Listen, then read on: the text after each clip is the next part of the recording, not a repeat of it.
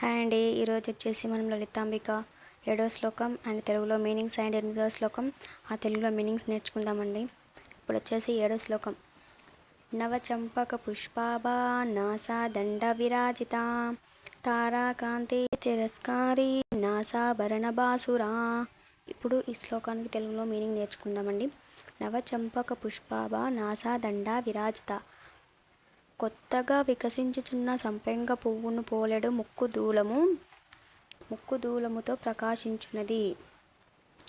తారాకాంతి తిరస్కారి నాసాభరణ బాసురా.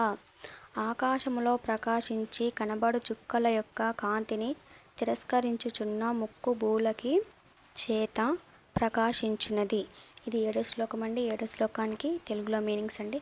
ఇప్పుడు వచ్చేసి 8వ శ్లోకం.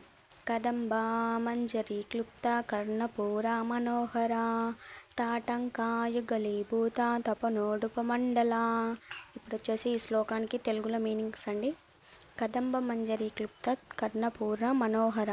కదంబ పూల గుచ్చముల చేత కూర్చబడిన చెవులపై సింగారించుకొను ఆభరణముల చేత మనసును దోచినంత అందముగా ఉన్నది.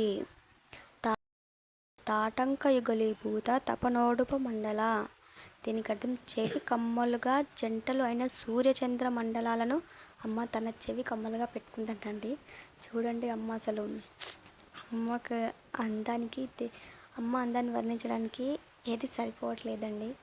ఇది వచ్చేసి 7వ శ్లోకం అండ్ 8వ శ్లోకం వాటి తెలుగులో మీనింగ్స్ అండి.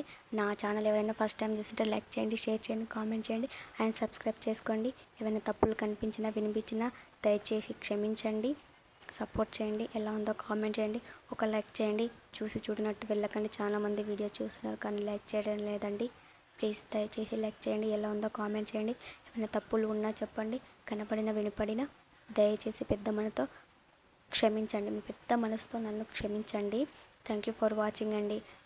Keep watching. సబ్స్క్రైబ్ చేసుకోండి. నెక్స్ట్ వీడియోతో మళ్ళీ కలుద్దాం. బాయ్ అండి.